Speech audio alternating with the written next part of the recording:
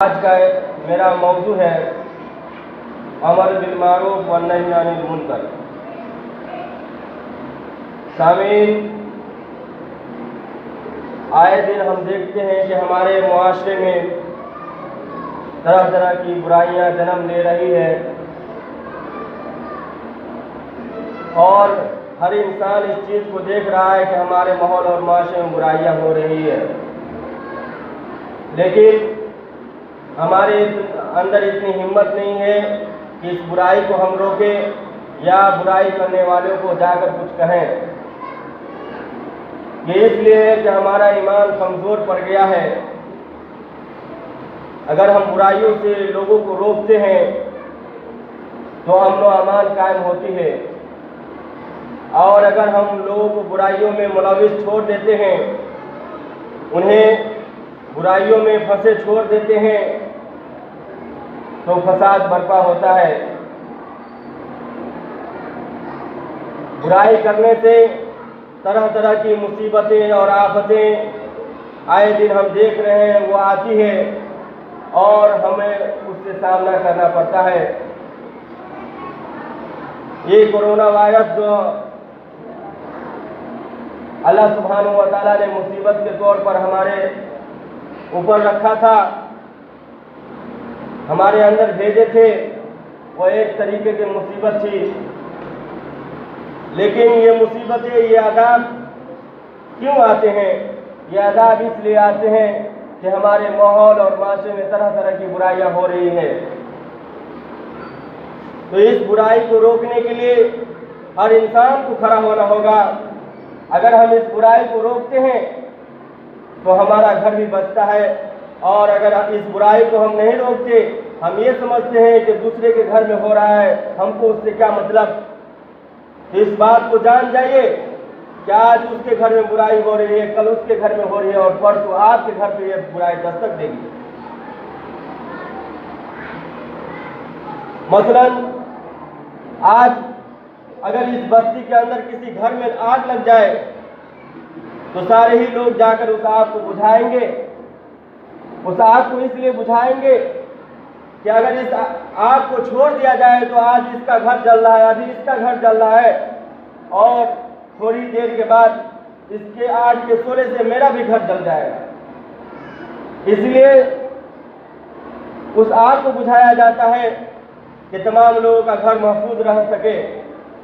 اسی طریقے سے اگر کسی کے گھر میں برائی ہو رہی ہے، اگر اس برائی کو ہم نہیں روکتے تو وہ برائی ہم تک پہنچ جائے گی۔ اس لیے اللہ سبحانہ و تعالیٰ نے قرآن حکیم میں کہا، سورہ آل عمران آیت نمبر 104 ہے، وَلْتَكُن مِّنكُمْ أُمَّةٌ يَدْعُونَ إِلَى الْخَيْرِ يَأْمُرُونَ بِالْمَعْرُوفِ وَيَنْهَوْنَ عَنِ الْمُنكَرِ وَأُولَٰئِكَ هُمُ الْمُفْلِحُونَ۔ تم میں ایک گروہ ایسا ہونا چاہیے، ایک جماعت ایسی ہونی چاہیے جو لوگوں کو بھلائی کا حکم دے اور برائی سے روکے۔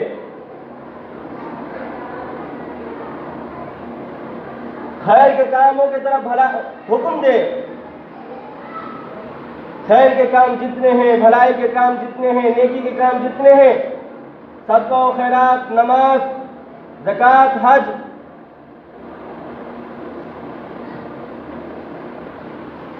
بھلائی کے کام اس کو کہا جاتا ہے کہ ہر عقل و شعور رکھنے والا شخص اس چیز کو سمجھ جائے کہ یہ حقیقی معنوں میں بھلائی ہے۔ اس بھلائی کی طرف ایک جماعت ایسی ہونی چاہیے جو دعوت دے لوگوں کو،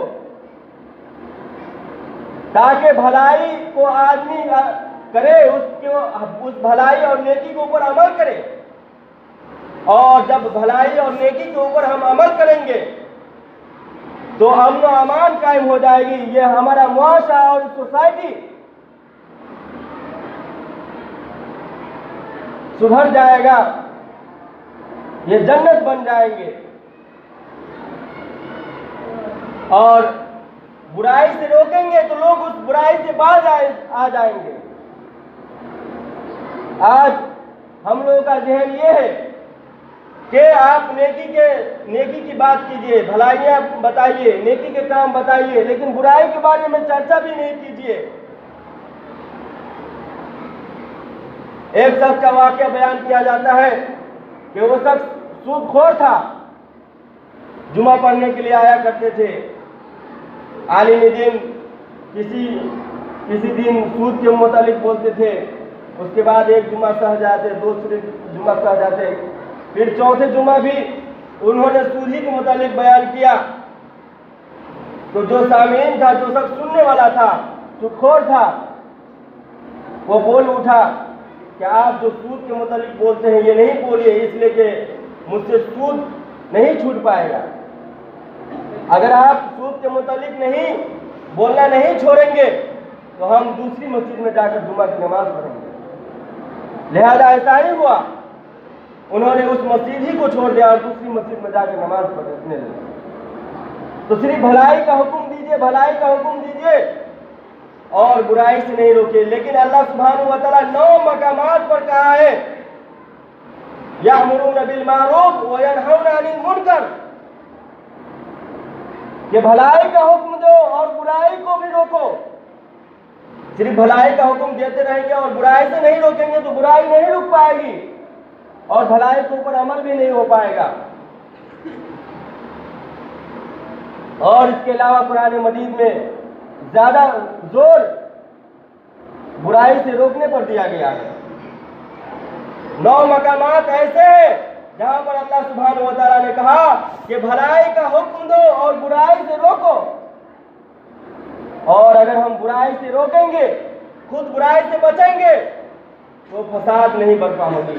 اگر اس ماحول اور سوسائٹی میں برائیاں ہوگی، برائی سے ہم نہیں روکیں گے تو عنقریب اس میں فساد ہوگا اور اللہ سبحانہ و تعالیٰ کا عذاب نازل ہوگا۔ اولئک هم المفلحون، اور بھلائی کا حکم دینے والے، برائی سے روکنے والے، یہ ایسے لوگ ہیں جو کامیاب ہونے والے ہیں، کامیابی پانے والے ہیں۔ جو لوگ بھلائی کا حکم دیتے ہیں، برائی سے روکتے ہیں، ایسے آدمی کامیاب ہوں گے، فلاح پائیں گے، نجات پائیں گے۔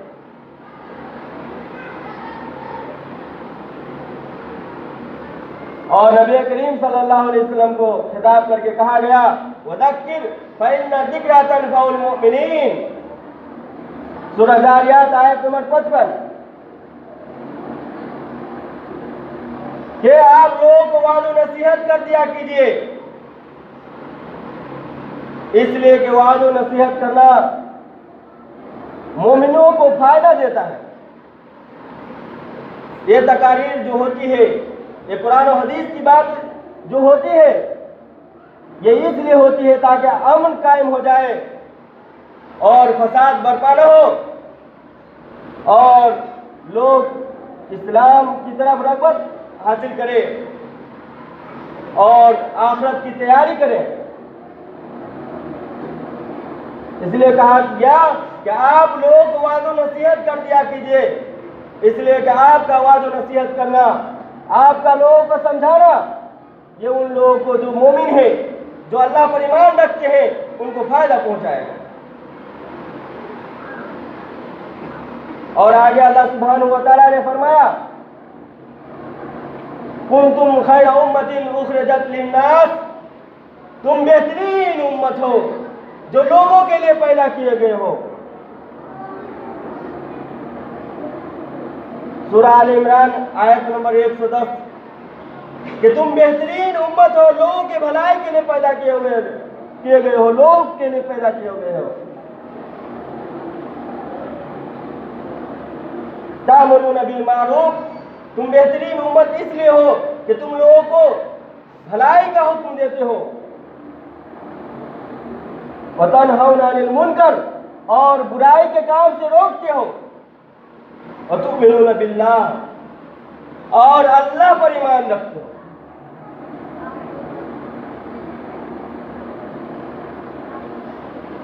تین چیزیں بتلائی گئی۔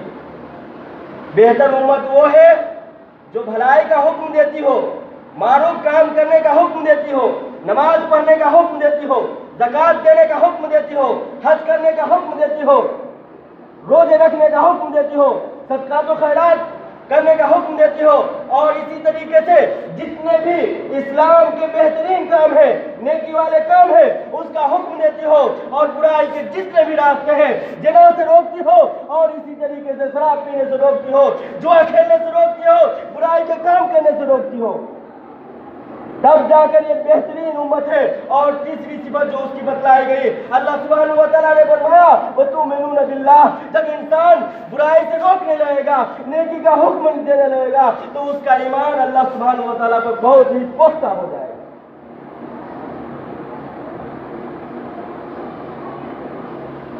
اور جس انسان کے اندر یہ تین صفتیں پائی جائے گی، وہ کبھی گمراہ نہیں ہوں گے، وہ کبھی خسارے میں نہیں ہوں گے، وہ کبھی نقصان نہیں اٹھائیں گے۔ کیوں؟ کیونکہ اللہ سبحانہ و تعالیٰ نے سورہ عصر کے اندر فرمایا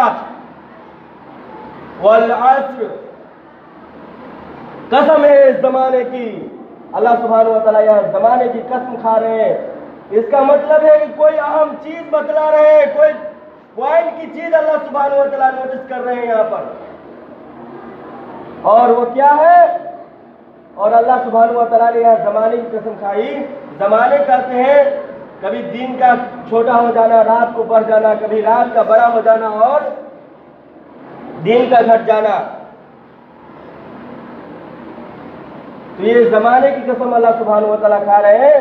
ان الانسان لفی خسر، بے شک انسان گھاٹے میں ہے، سراسر گھاٹے میں ہے۔ اللہ اکبر، یہاں تمام انسان کو لیا گیا کہ انسان سراسر گھاٹے میں ہے۔ ہم یہاں مشقتیں اٹھا رہے ہیں، مصیبتیں اٹھا رہے ہیں، لیکن پھر بھی گھاٹے میں، گھاٹے میں لیکن سارے لوگ نہیں۔ اللہ کے بعد یہاں اس کو استثناء کر دیا گیا، الا الذین آمنوا وعملوا الصالحات، مگر وہ لوگ گھاٹے میں نہیں ہیں، وہ لوگ نقصان میں نہیں ہیں، جن لوگوں نے الا الذین آمنوا، جو لوگ ایمان لائے، اللہ پر ایمان لائے، رسولوں پر ایمان لائے، کتابوں پر ایمان لائے، فرشتوں پر ایمان لائے، قیامت کے دن پر ایمان لائے، تقدیر کے اوپر ایمان لائے، ایسے لوگ گھاٹے میں نہیں ہیں۔ الا الذین آمنوا وعملوا الصالحات، ایمان ہی نہیں لائے بلکہ نیک عمل بھی کیے، ایسے لوگ گھاٹے میں نہیں ہیں۔ الا الذین آمنوا وعملوا الصالحات وتواصوا بالحق وتواصوا بالصبر، حق بات کی وصیت کرتے ہیں، جو حق بات ہے اسلام کے اندر اس کی وصیت کرتے ہیں، ایک دوسرے کو حق بات کی وصیت کرتے ہیں اور خود بھی اس پر عمل کرتے ہیں، اور صبر کی تلقین کرتے ہیں، ایک دوسرے کو صبر کی تلقین کرتے ہیں اور خود بھی صبر کرتے ہیں۔ بڑی ٹھنڈی ہوتی ہے لیکن پھر بھی وضو کر کے نماز پڑھنے کے لیے آتے ہیں، بڑی مصیبتیں کاٹ کر پھر بھی اسلام کے اوپر عمل کرتے ہیں، اسلام کے رکن کو نہیں چھوڑتے۔ تو ایسے لوگ کبھی گھاٹے میں نہیں ہوں گے، کبھی خسارہ نہیں اٹھائیں گے۔ آج ہمارے ماحول اور معاشرے میں دیکھیے، برائی روز بروز بڑھتی جا رہی ہے، آج اس کے گھر میں ہو رہا ہے، کل اس کے گھر میں ہو رہا ہے، آئے دن ہم سن رہے ہیں، اخباروں میں دیکھ رہے ہیں، ٹیلی ویژن اور نیٹوں پر دیکھ رہے ہیں کہ برائیاں دن بر دن بڑھتی جا رہی ہے۔ اس کی کیا وجہ ہے؟ ہم خود نیک عمل کرتے ہیں لیکن دوسرے کو نیک عمل کرنے کے لیے نہیں کہتے، اس لیے برائی بڑھ رہی ہے۔ ہم نماز پڑھ رہے ہیں لیکن ہمارا پڑوسی بے نمازی ہے، کل قیامت کے دن یہ پڑوسی جو بے نمازی ہے، جس کو آپ نے کبھی نماز پڑھنے کے لیے نہیں کہا، کل قیامت کے دن یہ حجت قائم کریں گے کہ اے اللہ سبحانہ و تعالیٰ، یہ نمازی شخص ہے، میں اس کا پڑوسی تھا لیکن یہ نماز پڑھنے کے لیے جاتا تھا، لیکن مجھے ایک بار بھی نہیں کہا کہ چلو نماز پڑھنے کے لیے، چلو بھلائی کے کام کرنے کے لیے۔ یہ خود بھلائی کا کام کرتا تھا لیکن مجھے نہیں کہتا تھا۔ آپ بچ جائیں گے، حجت قائم کریں گے۔ نیکی کے کام کرنے والے کیوں نہیں نیکی کے کام کرنے کے لیے دوسروں کو کہتے ہیں؟ کیا آپ کا اس میں نقصان ہے، گھاٹا ہے؟ نیکی کے کام کرنے والے گھٹ رہے ہیں۔ ریزن یہ ہے کہ ہم خود نیکی کے کام کرتے ہیں لیکن دوسرے کو نیکی کے کام کرنے کے لیے نہیں ابھارتے۔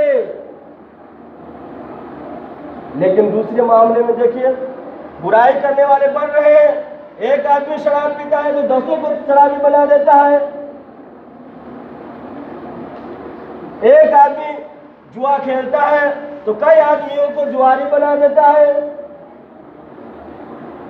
برائی کے کام کرنے والے گروپ بناتے ہیں لیکن نیکی کے کام کرنے والے کبھی گروپ نہیں بناتے ہیں۔ صرف آپ کامیاب ہو جائیں گے تو ہو جائے گا؟ صرف آپ ہی کے لیے جنت بنایا گیا ہے اور باقی لوگ جہنم کے اندر داخل ہو جائیں گے؟ نہیں میرے بھائیوں، اگر آپ نماز پڑھتے ہیں، روزے رکھتے ہیں، استطاعت حج کرتے ہیں، بھلائی کے کام کرتے ہیں تو دوسرے بھائیوں کو بھی کہیے، بھائی آپ بھی نماز پڑھیے، آپ بھی روزہ رکھیے، آپ بھی حج کیجیے، آپ بھی زکات دیجیے، آپ بھی بھلائی کے کام کیجیے۔ اگر ایسا کہتے ہیں تو یہ آپ کا قول، یہ آپ کی بات ساری باتوں میں سب سے بہتر ہے، کیونکہ اللہ سبحانہ و تعالیٰ نے اس کا نقشہ یوں کھینچا، وَمَنْ أَحْسَنُ قَوْلًا مِّمَّنْ دَعَا إِلَى اللَّهِ وَعَمِلَ صَالِحًا وَقَالَ إِنَّنِي مِنَ الْمُسْلِمِينَ۔ اس سے بہتر بات کس کی ہو سکتی ہے؟ جو لوگوں کو اللہ کی طرف بلائے، سب سے بہتر بات اس کی ہے جو لوگوں کو اللہ کی طرف بلائے، وَعَمِلَ صَالِحًا، اور اللہ کی طرف بلانے کے ساتھ ساتھ نیک اعمال بھی کرے، وَقَالَ إِنَّنِي مِنَ الْمُسْلِمِينَ، اور کہے کہ میں مسلمانوں میں سے ہوں۔ یہ سورہ حامیم سجدہ آیت نمبر 33 میں اللہ سبحانہ و تعالیٰ نے اس کا ذکر کیا۔ تو میرے بھائیوں، ضرورت اس بات کی ہے کہ ہم خود نیکی کریں اور دوسرے کو بھی اس کی ترغیب دلائیں، اور نیکی خود کریں اور لوگوں کو حکم دے، پہلے اپنے گھر سے شروع کریں۔ اللہ کے نبی صلی اللہ علیہ وسلم کو حکم ہوا وَأَنذِرْ عَشِيرَتَكَ الْأَقْرَبِينَ، کہ پہلے آپ اپنے قریبی رشتہ داروں کو ڈرائیں۔ پھر حکم ہوا یا ایھا المدثر قم فانذر، اے چادر میں لپٹے ہوئے کھڑے ہو جائیے، لوگوں کو ڈرائیے۔